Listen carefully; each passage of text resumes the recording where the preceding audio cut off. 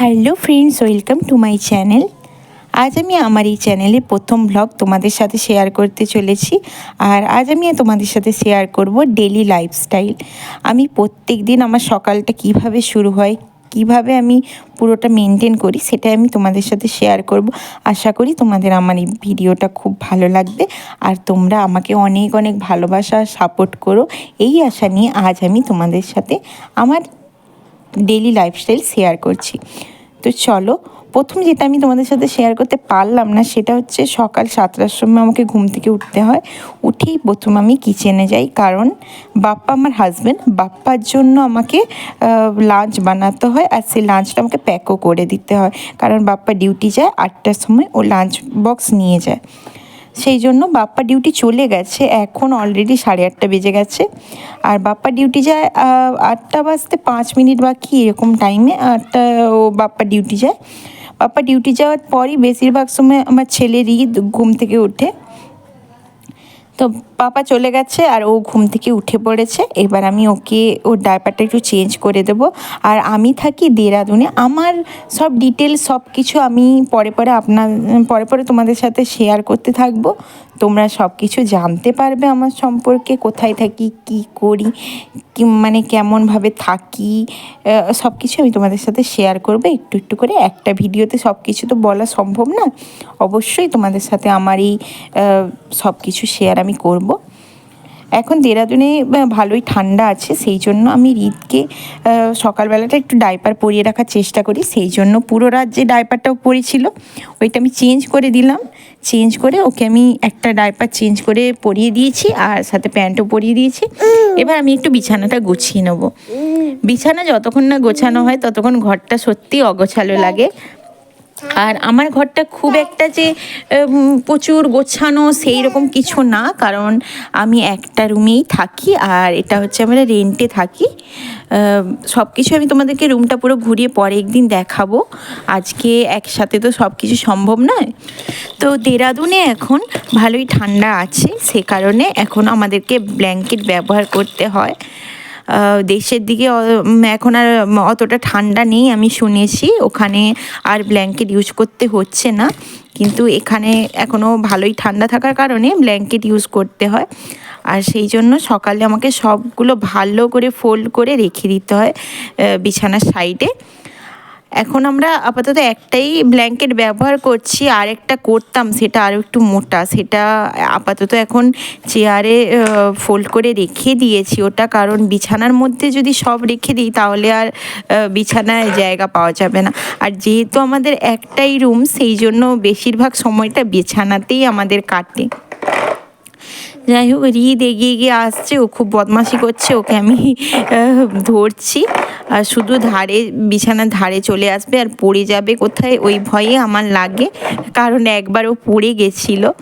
তো সেই থেকে ভয়টা আমার খুব বেশি রয়েছে, ওকে ওই জন্য খুব সাবধানে রাখি, সব সময় ওকে নিয়েই ব্যস্ত থাকি বেশিরভাগ টাইমে।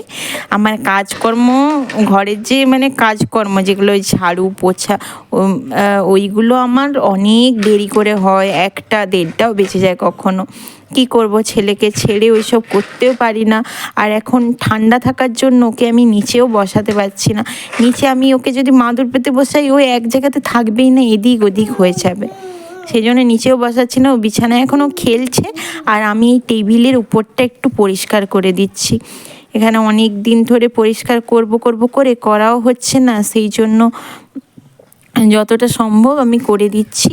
তার মাঝে মাঝে রিদকেও আমি খেয়াল রেখেছি যাতে ও বিছানা থেকে পড়ে না যায়। ও বারবার এগিয়ে আসছে, আমি কি করছি দেখছে।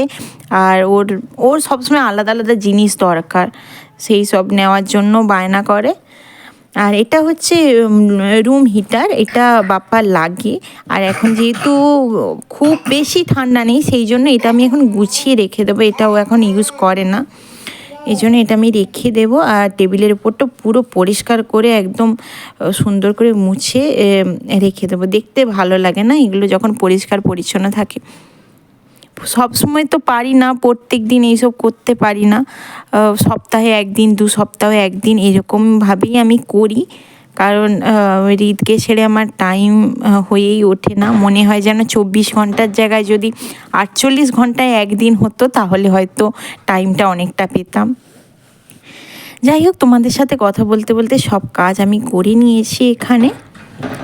আর এখানে মিক্সিটা খুব আমাদের ইউজ হয়, আর মিক্সিটা আমি পরিষ্কার করারও টাইম পাই না, সেই জন্য এই এখনই করে দিলাম একদম। কাজ মোটামুটি হয়ে গেছে, এখনও এবার আমার ঘর ছাঁটানো, ঘর মোছা, ওগুলো সব আমার এখনও বাকি আছে। ওগুলো আমি পরে করব যখন হৃদ ঘুমিয়ে যাবে। আপাতত ওগুলো এখন করছি না। সকালে যেহেতু রান্নাটা হয়ে যায়, সেই জন্য আমার সারাদিন আর রান্নার ঝামেলাটা থাকে না, একসাথেই সব রান্না করে নিই। সেই জন্য আবার একবারে রাত্রে বাপ্পা আসার পর রান্না বান্না। আমি তোমাদেরকে হৃদকে দেখাচ্ছি, দেখো তোমরা, এই হৃদ খেলছে এখানে। এখন ঠান্ডা থাকার কারণে এখনও মাঙ্কি ক্যাপ ওকে পরাতে হয়, না হলে ঠান্ডা লেগে যাবে। আর এই শীতের শেষটাতে কী হয় জানেন তো, বাচ্চাদের একটু বেশি ঠান্ডা লেগে যায়, সেই জন্য ওকে আমি ওই ক্যাপ সবসময় পরিয়ে রাখি। আর আমার অনেক দিন ধরে জামা কাপড় অনেক জমে গেছে, ওইগুলো আমি একটু ভালো করে মেশিনে ধুয়ে নেবো। আমরা এই মেশিনটা এই 2 মাস হয়েছে ওয়াশিং মেশিন আমরা কিনেছি, আগে ছিল না। কারণ আগে দুজনের জামা কাপড়ও বেশি হতো না, যেগুলো হতো প্রত্যেক দিন ধুয়ে নিতাম একটু একটু করে। আর এখন হৃদের সাথে এত জামা কাপড় হয়ে যায়, খুব অসুবিধে হয়, সেই জন্য একটা ওয়াশিং মেশিন নিয়েছি। জামা কাপড়গুলো এখন ওয়াশিং মেশিনে ভালোভাবে ধুয়ে নেব আমি। ওইখানে বাথরুম থেকে না লাইনটা করা থাকে, বাথরুমের যে ট্যাপ, ওখান থেকেই জলটা আসে পাইপের মাধ্যমে, পাইপটা লাগিয়ে দিলাম। আর ওয়াশিং মেশিনের ভেতর ডিটারজেন্টও দিয়েছি, জামা কাপড় তো রাখাই আছে প্রথম থেকে, ডিটারজেন্টও দিয়ে দিয়েছি। এবার ধোয়া হবে ওটা। আর আমার ওয়াশিং মেশিনটা ফুললি অটোমেটিক নয়, এটা সেমি অটোমেটিক, সে কারণে এতে একটু কাজটাও বেশি থাকে। যতক্ষণ জামা কাপড় ধোয়া হচ্ছে ততক্ষণ আমি হৃদের সাথে একটু বসে বসে খেলবো, কারণ ও একা কখনো কখনো বোর হয়ে যায়, ওর ভালো লাগে না। আমি একটু খেললে ওর ভালো লাগে, সেই জন্য ওর সাথে একটু বসে বসে খেলবো, তারপরে ওকে একটু খাওয়াবো। এই যে ওর জন্য আমি ওটস বানিয়েছি। দেখে ও অনেকটা দূরে সরে গিয়ে বসেছে, কারণ একদম খাওয়ার পছন্দ না ওর। দেখো কেমন কত দূরে গিয়ে বসেছে, আর খাওয়ার দেখছে আর একটু একটু করে সরে যাচ্ছে। হৃদকে আমি খাইয়ে ঘুম পাড়িয়ে দিয়েছি, আর এদিকে আমার সমস্ত জামা কাপড় ধোয়া হয়ে গেছে, আমি বালতির মধ্যে রেখে দিয়েছি। আর ওয়াশিং মেশিনের এই জ্যাকটা পেছনে আমি আটকে দিয়েছি। একটু আগে এসছিল নারকেল দোকানদার, আর 100 টাকায় 4টে নারকেল, মানে 25 টাকা করে পিস পড়েছে। আমি নিয়ে নিলাম।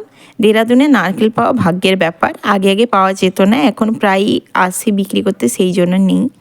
এখানে আমি পালক পনির আজকে রান্না করেছি,